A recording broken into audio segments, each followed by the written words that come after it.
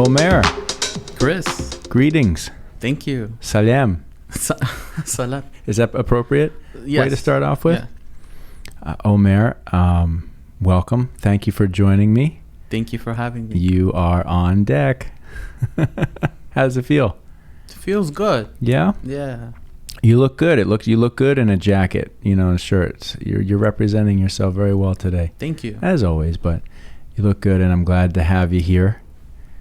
I have given a lot of thought. First of all, let me, for everybody that's watching, Omer is one of our digital marketing managers and more of a SEM and paid social specialist. Would that be a correct description of you? Yeah. And you've been here with us at the agency, I want to say it's been 3 years? 4.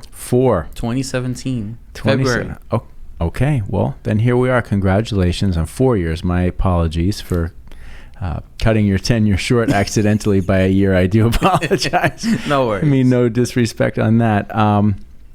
Omer, you're a very interesting guy, and I think that we have the opportunity to cover a lot of conversational territory today. And while it is always important for us to talk about, business and what got you into, what it is that you do here, I'd like to suggest that we get to that later.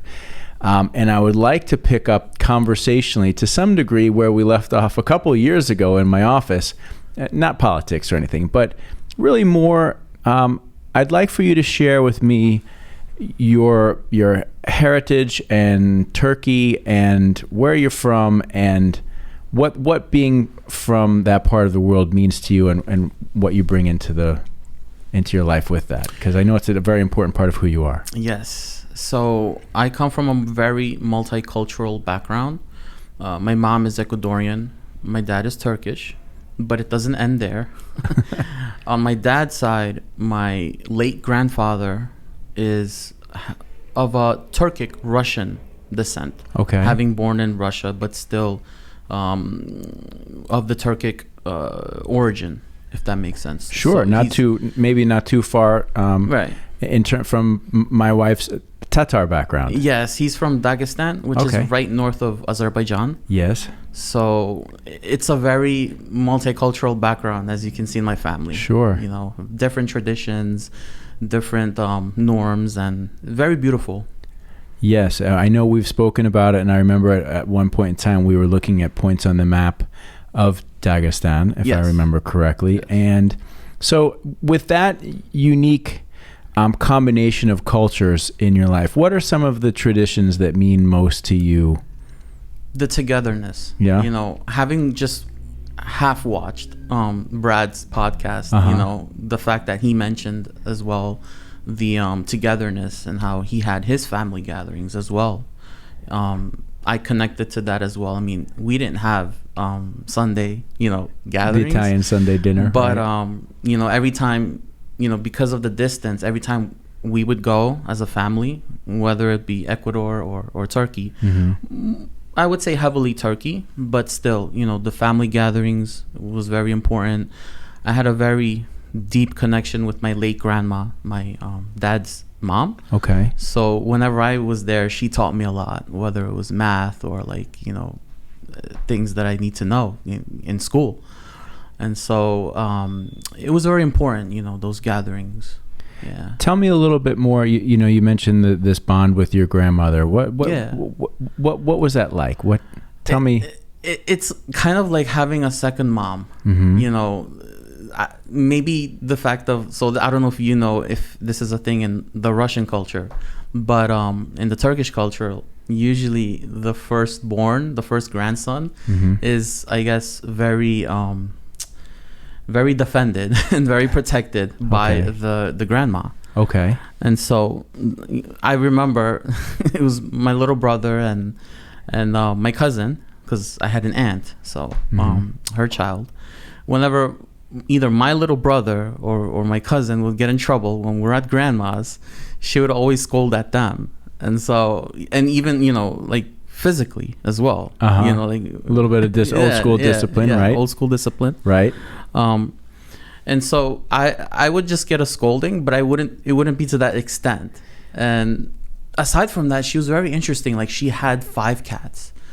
5 dogs. You know, the dogs were in the backyard, Mm-hmm. in their dog house, in their dog shed. So the fact of just, I guess, being, that's where I dedicate my pet friendliness, my love for pets. Oh, okay. If that makes sense. I did not know that about you. Yes. I did not know you had a love for pets. Yeah. Perhaps we can touch on that a little bit. I'm curious. So, you're technically, you're the firstborn grandson, or you're the first son, right? So therefore, that gives you sort of an old school level of privilege, right? In your grandmother's eyes.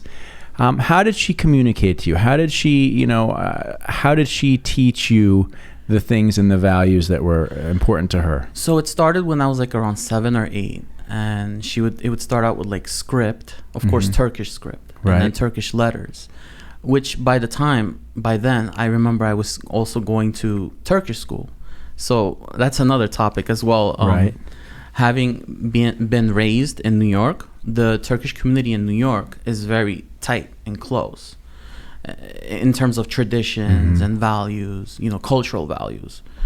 And so there's the Turkish consulate, and still to this day still has the Turkish school where they would send their kids off, to practice the language and better it more, in terms of grammar and such. So that's why I brought that up, because whenever I would go back in the summers to my grandma, I would freshen up my Turkish language there. Right. And so aside from that, script and math. So she taught me a lot of math there, at a young age. My grandma, she didn't, like my dad always told me that, she didn't go to university or college or high school, just, elementary school. But she was smart, and, she was good at math.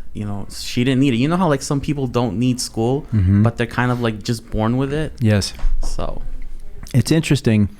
And it ties into, in my opinion, the connection that you have and that many of us have with our families, and what it means to be a family, right? And, one of the things that it means to be a family, in my opinion, is that each generation hopefully takes seriously and feels responsible for the advancement of the next generation, or the next generations, plural.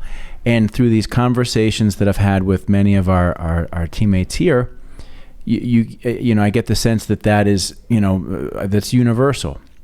And so what you're telling me is your grandmother, she was, she may not have had a long or lengthy formal education, but she was highly educated, and she understood, and she saw the value in making sure that was taught to you. So it was interesting, because when I asked you, like, what are the things that she taught you, I wasn't sure if you were going to say academic items, which is what it turned out to be, or life lesson types of lessons as well too. I just used the word lessons like 3 times in one sentence, but it's just interesting that there's this desire, and it's what I really love about the human species and families, is this continual effort to try and do the best that you can to make life better for the following generation, so that as a family you can continue to grow and progress. Correct. It's really interesting. What are some of the other things, when you would go home and visit, the gathering and the getting together with your family? Specifically, what are some of the things or experiences that mean the most to you? So connecting the gathering experiences in Turkey, and as well as 5 years back when I was finally able to see long lost relatives from my granddad's side, on my dad's side in Russia. It has to be it might be a little more comfortable if you put the there you go. Okay. That's going to stay a little bit better for you. It has to be the gatherings on the table, just the communication and the talk. Like, our family in Turkey on my dad's side is a little small, because it's just my dad and my aunt. And other than that, like because of the fact that my granddad, late granddad, and my grandma's parents as well were also migrants from Russia. Okay. And so the majority of the family were there. So the place where I really, really experienced true family gatherings was in Dagestan. When I went 5 years ago in 2016. It was the summer. It was my first time and last time. We're trying to go again once the borders are opened up. But it was in the summer, and them living in the village, close relatives, they would have, they would just gather in the backyard, have this type or even longer, like a really long table, and just home cooked food, and right. The guys would be sitting on this end right here. They would join, of course, but once the meal is ready, we would have talk, and just conversing. So are the kind of like what we were talking about with Brad on his, it's sort of like, the men are over here maybe having their drinks and talking, and food's being prepared. And it's interesting that there's these sort of similar patterns in many cultures, right? Correct. And it's such a beautiful thing. And as I was mentioning earlier in the conversation with Brad, it's just one of the strongest ways to bond together as people is to sit down, share a meal, talk, communicate, maybe have some drinks if that's your thing, and really share the stories of your family and the stories of your history. It's just such a beautiful thing. And I know from having conversations with you that it's a meaningful part of your life as well too. And I want to add to that, because, I can guarantee you that if I ever would have been able to meet my granddad, he would have been able to definitely share his stories. But just the fact of me being there and having my family there take me and my parents and my brother to my granddad's house where he was raised, where he slept and stepped foot, that, like, just being there was surreal. Like, it was beautiful.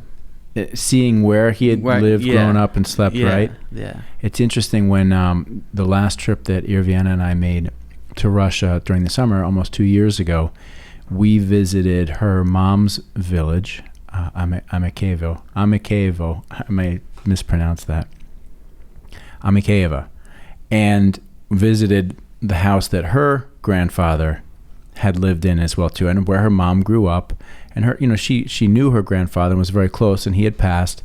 But to go back there, the house was still there, untouched, over time. And, of course, everything had sort of grown up around it, so it has a different feel. But to be able to go back there and experience that with her is much like what I think you're sharing. It's like, you just go, wow, there's a history here of somebody that was very important in our family, and this is where they spent time, and to be able to experience that must have been great. Yeah.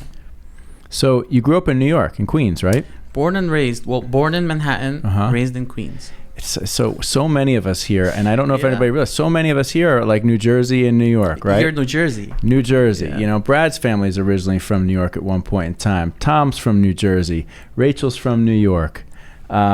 Susie's from New York. Aaron was born in Queens, I believe, as we talked earlier. So it's so cool. You can't plan it that way, but it's just interesting that the majority of us here all come from this, this part of life, this area of the country. So what was it like for you to grow up in New York? Fast. Yeah. Fast, but exciting at the same time. I guess it was a stage in my life, more so like in the beginning where I was attending college, I want to say, because, elementary school to high school was in Queens, and Queens is not like, it's not like the city. Queens is it's outside the city. It's not quite a suburb, but still it's not as crowded as the city. Right. And so growing up in Queens Astoria, Queens was very, different in the sense of having a very multicultural community as well. Right. Just like myself with, having different cultural backgrounds. And so I want to say the real excitement came when I first started college in the city, because it was Hunter College. Okay. And just a few blocks from Central Park. Ah. And this is on Lexington Avenue. And so you got all these, high rises 2 blocks away from Central Park, which on my breaks I would go as well. It's like I'm like a little kid there, excited, adventuring, So it was nice. That's great. So getting to see, let's see, Lexington is on the Upper East or West side? Upper East Side. It was Upper Lexington and 68th. Okay. All right. So so not too far up into Central Park. Right. Right. If I remember correctly, the northern tip. Yes. Where's the museum? The Museum of Art the Metropolitan? The big one. Metropolitan Museum of Art is just a little bit further north there. Right. And I love that area too. Every now and then I'll take a trip to New York just to get a weekend away and stay somewhere up around there and just wander around there and go run in the park. It's really, it's magical. It is. When you got into college, and I guess this would be the time when I would sort of lean in the direction of how did you ultimately end up in the field of digital marketing? Like what through college into now led you on this path? It was actually not so much college, but after college. Like college, of course, played one component. Right. Because from there, I studied 1 semester in Baruch College. Because, well, I want to say not so much the influence, but my dad actually guided me towards business. Mm-hmm. My dad having a lot of experience in business as well as economics. Okay. So then he told me, son, major in economics in Hunter, and then maybe you can get into Baruch from there, which is actually one of the top public business schools in the country, public colleges. So I studied 1 semester. It was my junior year, and then 1 semester I studied just full-on business and marketing classes there, because marketing wasn't so much available in Hunter. There was no business department. So then from there, I knew that I wanted to just choose marketing. I didn't know what type of marketing, but marketing was going to be it. Being creative and seeing a lot of this creativity in it as well. And then actually that was the last semester because we moved. So we then moved to Turkey, and then I transferred to my college, my university in Istanbul. Okay. And there I continued, my studies with a degree in business administration, concentrated in marketing. Okay. And so, knowing that the future is in digital, and seeing how much creativity plays an important role in digital marketing, I chose digital marketing. Being a writer, not being a writer, but being very close with writing, having written so much compositions, essays. I love writing. I remember in high school, this was in Queens, in high school, it was towards my junior and senior year, being in, AP English, AP writing classes, AP American history, always writing, putting comprehensive thought on your paper, analysis. So. All right. So I'm glad that we've gotten to this point in the conversation, because this is really where I want to pick your brain a little bit. And I find it interesting because what I wanted to see, and you said it, is you got into marketing and you chose the field because you liked the creativity, right? And I was going to ask you, and you sort of answered it, but I'll ask it again. At what point in your life did you start to realize that you had a desire to be a creative, to express yourself in some way, which you're saying sounds like writing? Yes. Right? When did that come about, and why? That came about, so the real story that I want to tell you, yes, of my digital marketing career, the beginning of it in Turkey was about 9 years ago, 2012. And so I was actually accepted to 2 positions. So I had to make 2 choices. And so one of them was to either be a business development specialist and entry level, or an online marketing specialist, which at that time was digital marketing as well. It's actually one of the key ways to enter into the digital marketing field. So I looked at them both. I'm not really much of a numbers person or financial analysis, with business development or revenue growth. And so I saw I could really use my creativity more in digital marketing. So I went with online marketing specialist. It was a financial company dealing with foreign exchange. So, the euro, the dollar, basically were advertising for that service, financial services. And it wasn't just, an office in Istanbul. Their main headquarters office was in London. So that, not only did I get introduced into online and digital marketing for the local market, but I just started my career there managing and creating and managing different countries' Google Ads campaigns and paid social.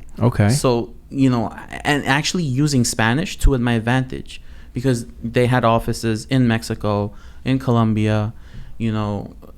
Back then we used Google Translate for like campaigns for like Sure. for German, for Okay. Germany, for Poland, for Italian. They had like a marketing manager for those offices. So basically our translations of the ad copy we would send off to those marketing managers to, edit. But going back to the beginning of that segment, the creativity for you really was writing. Yes.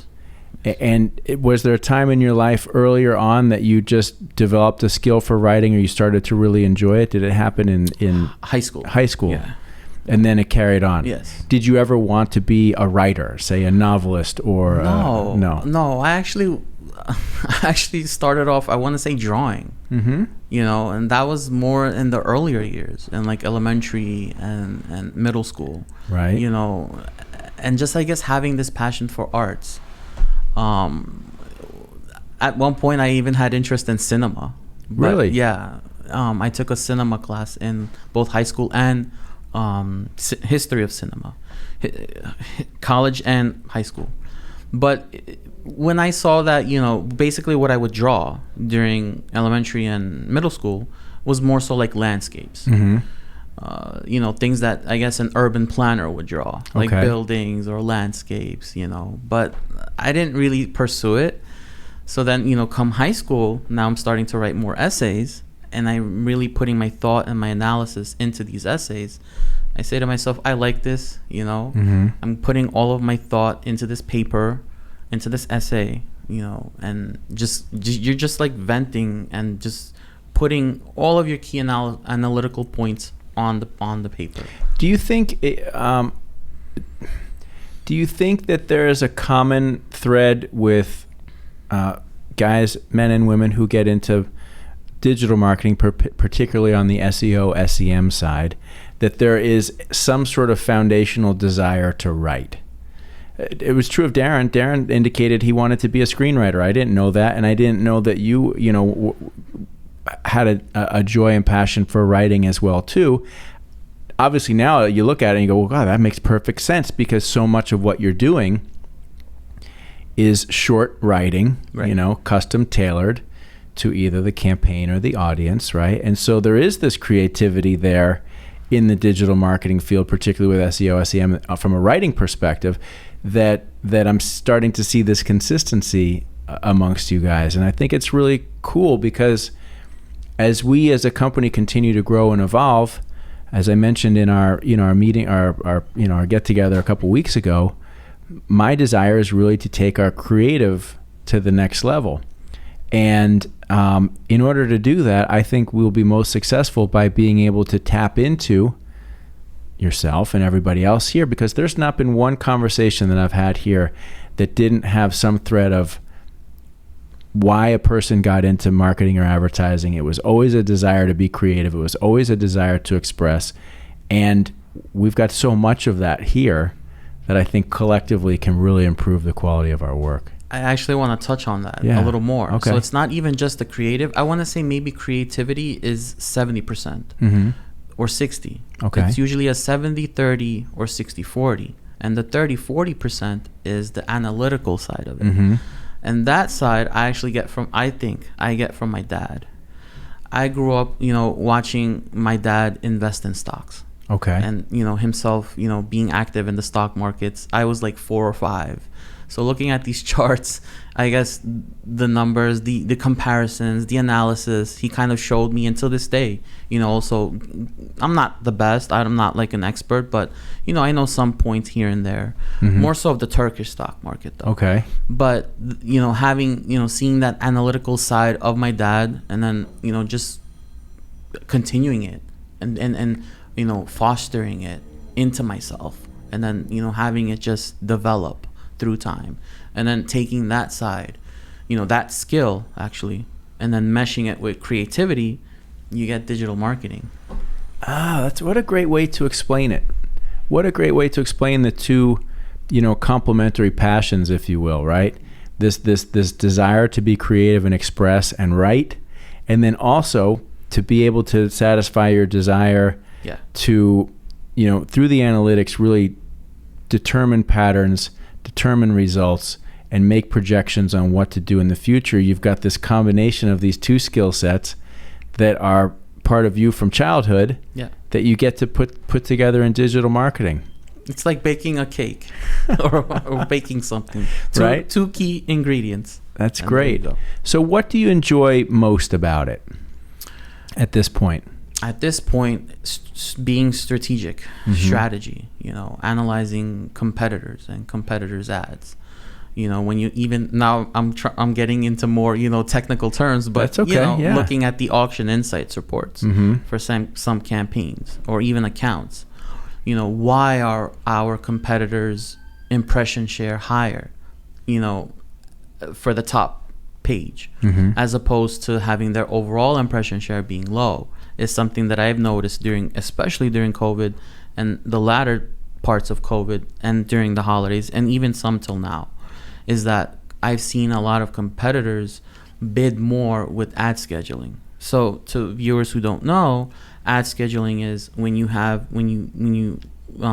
set your campaign and you have it set to different times during the day. So for example, intervals. So for example, midnight to 6 a.m., 6 a.m. to 12 p.m., 12 p.m. to 6 p.m., and 6 p.m. to midnight, and so forth.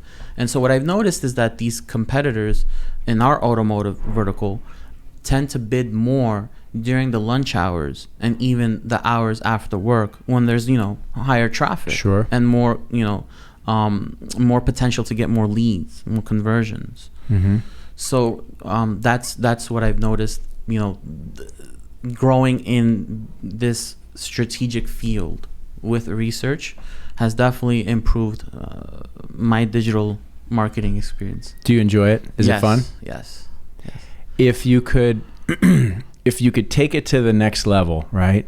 Say, okay, here's what we're doing right now to benefit our clients. What would be some of the things that you'd like to see in terms of growth with our digital capabilities?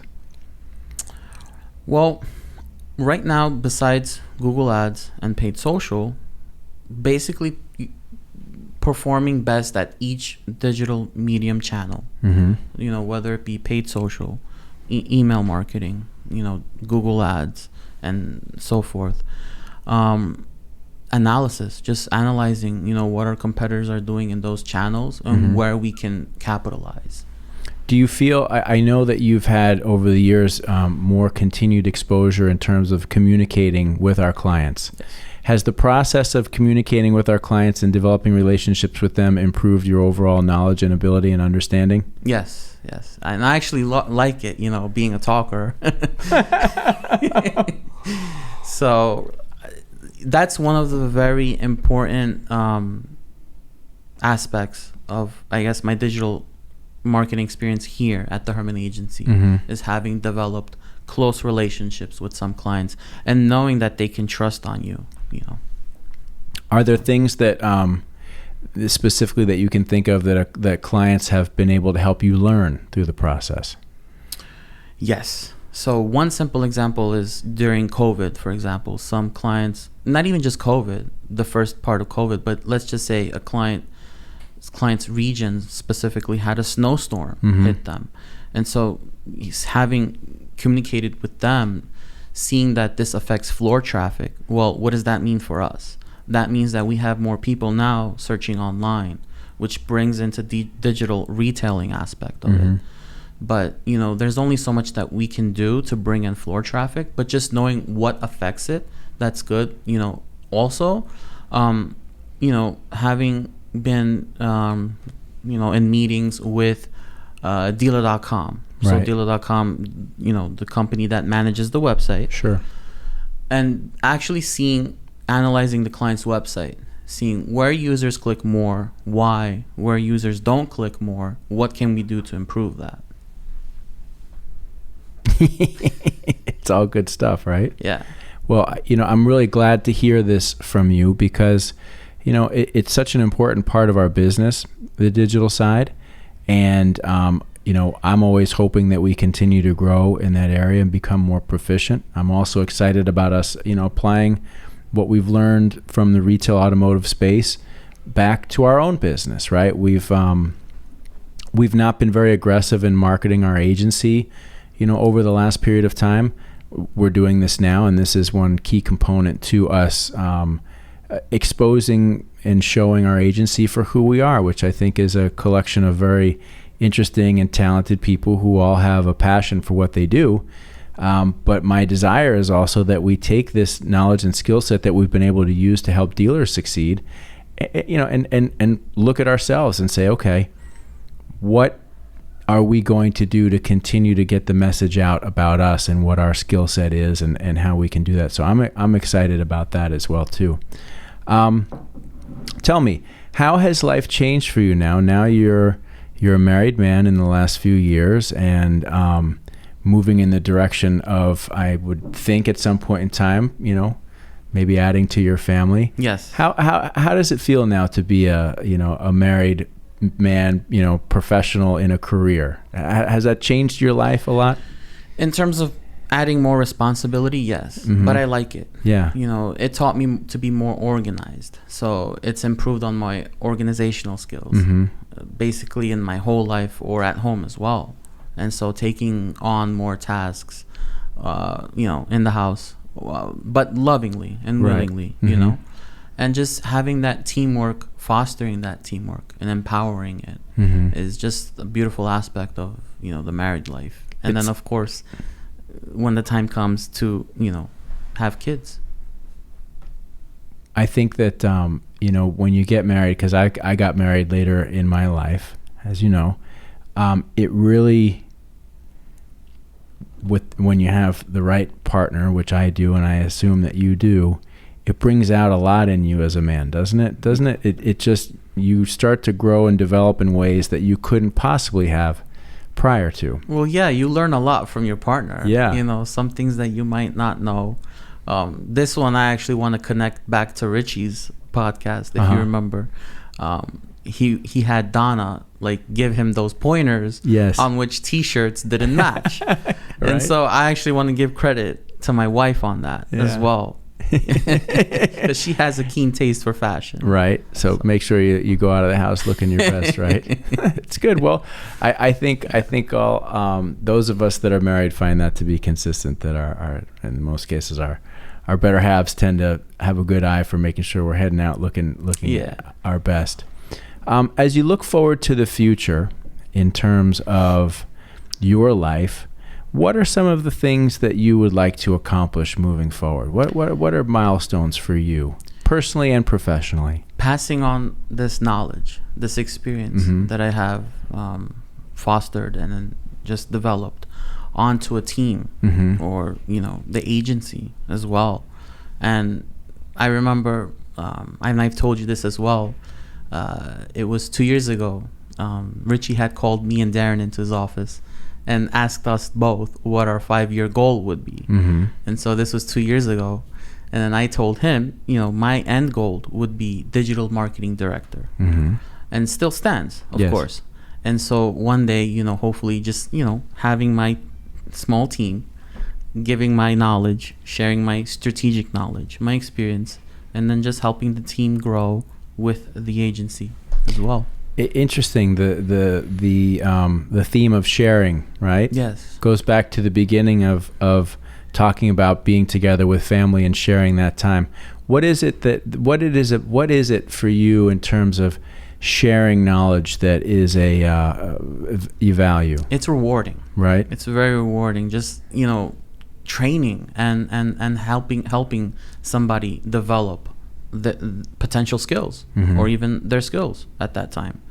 And so it makes me feel good, having this knowledge and just being able to pass on this skill onto others. Very good. Is there anything that you would like to ask of me? So I was watching the Brad podcast, uh-huh. and I really want to, I don't know if you have it, but I really want to try that samagon. So what caught my attention is, and my interest is the vanilla nutty flavor. Right. I've never tasted any alcoholic beverage that has such features. When I went in 2016, and I want to connect this to your experience as well. Okay. To Dagestan and Russia, we would sit down, and I agree with you. We're not alcoholics. A typical Russian is not an alcoholic. Yeah. But they would have their shot glasses, they would have their bottle of vodka, and it would be like, I don't know if it was every 10 minutes or every 15 minutes. Just right. Chut chut. Yeah. So, and then this is a close relative, but like a far cousin of my dad, and I see him as an uncle as well. He has his own winery, and so he also makes his wine as well. And so seeing the wine culture there as well, and so I'm very curious to see how this tastes. Okay, well then I will make a note to bring some in and we can try it together. It's wonderful. I mean, it was a real surprise as we tried it for the first time to see the flavor that it had. And I think there's a number of things that I like about it. Number one is that, yes, before I had gone to Russia, of course you think everybody drinks vodka, okay, which they do, right? But in most of the villages they actually make their own alcohol, in this case called samagon, which, any, literal English translation would say that it's essentially moonshine, right? Which I've never had in the United States, but when you think of the word moonshine, you're just like, oh my God, it sounds like some really illegal, super strong, powerful beverage that the Dukes of Hazzard used to run around on a TV show. But I find that it's a really nice drink. I mean, it's got a vodka-like quality, but it's something more special and unique about it, and it's different because it's made by so many different people, and they impart all these different flavors. So we actually have at the house, we have some that has plum, like a plum flavor, and then we have this one which has more of like a vanilla flavor. And every time Irvana's mom comes over, or if we go back and forth, there's always some given to us in some very interesting container, right? It's not like in a nice bottle, it's not like something you buy at the store. It's always like they took it out of a jar and then they dumped it into a funnel into like a plastic bottle, and then they wrap it in tape and paper to make sure that it makes the trip okay. But I will certainly bring it in so that you can try some. I think you'll enjoy it. It kind of reminds me of compote. Compote. Compote. Yeah, that's also, they put into jars. Yes. You boil, for example, peaches or any fruit. Yes. With water, honey, sugar. So. Oh, at Irvana's parents' place, there's always, a couple of big jars of compote, up here, down there, and it's so good. And that's like, I think you'll agree, one of the things that I really enjoy about traveling there and spending time there, and people, it's not about going out to restaurants and stuff like that. I mean, sure, you can do that. But to me, the quality of the food that is prepared almost everywhere you go at home, right, is incredible. The meats and chicken and all that stuff, super fresh. Vegetables right out of the garden.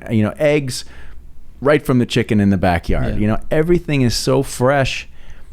It's an experience that you can't always recreate here. Yeah, and that's actually what I wanted to ask you. Having, you yourself been raised in American culture or an American family here, and then, marrying your wife from Russia. Yes. How was that, I guess, culture or tradition experience for you? Wow.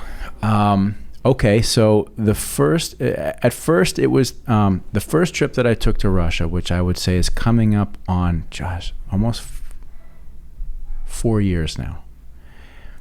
It was true. It was the first time I can say that I experienced culture shock. It was very overwhelming. We went for a month. It was my first time to Russia. And for anybody watching or listening, who has not been to Russia, as an American citizen, when you go to Russia and you get off the plane and you're in Russia, in an instant that you are in Russia. It's just, it looks, it feels, it smells, everything about it in a lot of ways is what you would expect. And I don't mean that in a negative way. It just, it feels very Russian. I mean, of course the alphabet's different. Everything is so different. And so what I had a hard time with was just the intensity of the experience. We were staying with her family in an apartment in the city. Her family's very close, and so you're in a lot of contact and communication with the family all day long. And sometimes 3 meals a day, every single day. I was not used to that, right? I'm sort of used to being on my own free schedule and coming and going as I pleased.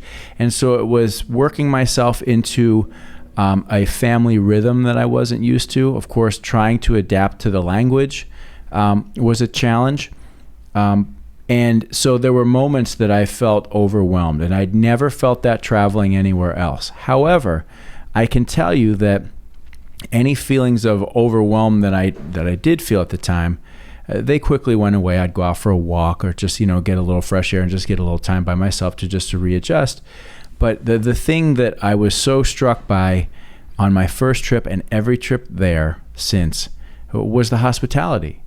The hospitality was unlike anything that I'd ever experienced on a consistent basis. You go to Russia, and like I said, it feels like Russia, it looks like Russia. And out on the street, you don't see a lot of smiles and highs and hey, how you doing? Quite frankly, as an American, you get a lot of looks, you get a lot of glances, because apparently I look different. I mean, now that I've been married to my wife for 3.5 some years, we go places and people automatically think I am Russian at this point in time. But on that first trip, no. And so you're out in the streets, and it feels sort of very cold and off-putting at first. But every time you get behind closed doors, the love and the hospitality and the effort that was put into making a table, putting out whatever was the best food and drinks and whatever they could provide at any time, I'd never experienced that before. And that's the thing that still to this day has the strongest grip on my heart in terms of going back there, is that the hospitality and the love and the joy of those experiences. And it didn't matter if it was in the city, didn't matter if it was in the village, no matter where we went, that was the experience. Now I get it. We're coming over. I'm the American husband, and it's to them it's a big deal. I mean, I went places in the village on the last trip, they'd never seen a person from the United States ever. So even that, people were kind of coming out of their houses and looking at me. I'm serious. But the friendliness and the warmth and the hospitality is really the thing that has stuck with me the most and helped overcome that feeling of culture shock the very first time. Nice. That's the same experience as well with me. Like when I was in Turkey as well, Turkish hospitality, it does have its own roots as well, but I can never compare the hospitality that I've seen in the villages in Russia, in Dagestan, where my family grew up from my dad's side. The togetherness, the willing to help as well, and like you said, to the same detail, setting out the table, with the best china over there, and even if you want seconds, do you want thirds? Oh, but come on, they don't even ask you. It's coming. Yeah. I mean, that was my experience. It was just like, here's more, yeah. And I'm like, oh my gosh. Yeah. The sharingness. Yes. Basically. And I think something about that I could have thought, and many people from Western civilization or Western culture would think, is you go to these villages, and I don't think, the average listener to this podcast understands what a village really is, right? And a village, is a small town that's not really a town. It's dirt roads. It's old wooden houses. The indoor plumbing is limited. Most of these villages, the toilet is the outhouse. The shower or bath is the banya. Yeah. There are chickens and roosters and goats walking freely. There are cows walking freely. And to the average American, it would look poverty-stricken in some ways. To American eyes, they might look at this and say, boy, these people look, I don't feel right saying it. So I'll try to think of the best word, but I think the average American would look at a village and not understand the dynamic and what it means. But I'm saying this to get to a point.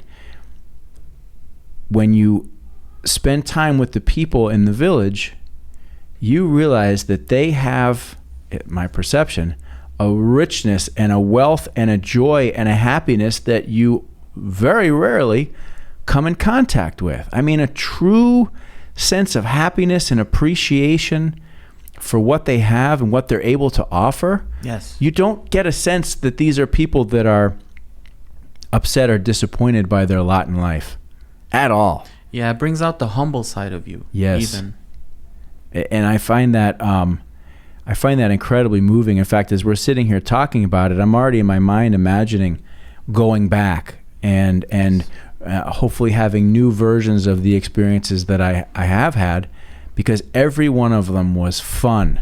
Yes. Every one of them was joyful.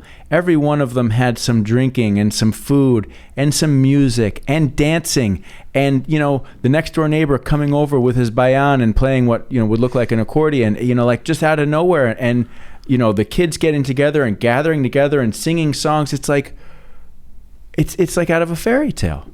Yeah. And I value it tremendously, and I'm glad to hear. I know you do too. Because I feel so blessed, as I'm sure you do, to have a multicultural family. And not everybody knows this about me, but I'm grown up in the United States. I was raised a Catholic, even though part of my father's side of the family, if you go way back, was Jewish. At the turn of the century, we were raised in a Christian environment. America, right? My wife is Tatar. She's Muslim. She's from Russia. And this cross combination of experiences that I don't think that we have, I value it as one of our greatest assets. Not only for ourselves and our own personal life's enjoyment, but to be able to pass that on to our children. For our children to experience, the Herman and Scarsdale, which is my mother's maiden name, side of the family, and our experiences. St. Patrick's Day is coming up. We will have corned beef and cabbage, and I love that, right? I love that we share that. And I also know that there will be a celebration soon at the end of March, Sabantui, which is one of the Tatar sort of spring spring harvest festivals that many nations have, and we'll enjoy that. And our children will be able to benefit from an experience that is so different. And excuse me, because I'm just going to go on just 1 second longer about it. You look at the world that we live in, and all the divide between races and cultures and religions and all of this. And I'm so thankful that I'm now able to have this really multicultural experience in my life, because it really makes you realize that, okay, my wife's family is Muslim.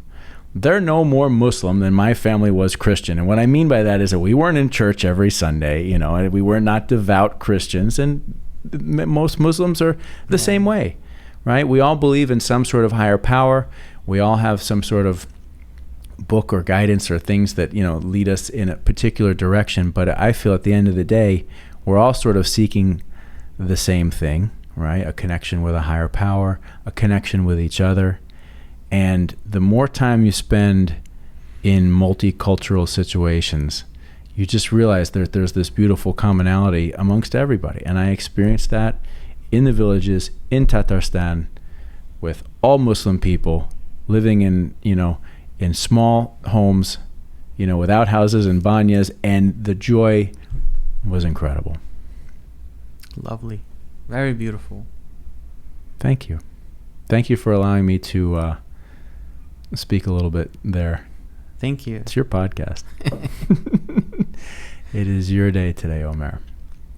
Well, how about this? How about we take a natural pause there? Because as I've said with everybody, these are conversations that we will have again on this show. My desire is for each one of you to come back and talk as much as you'd like, and for us to share more about each other and get to know each other a little bit better. But I think now feels like a healthy place to pause. I thank you. I thank you. I appreciate your appreciation for these shared experiences. Thank you, Chris. You're welcome, Omer. Thank you. Cheers. Cheers. Good job.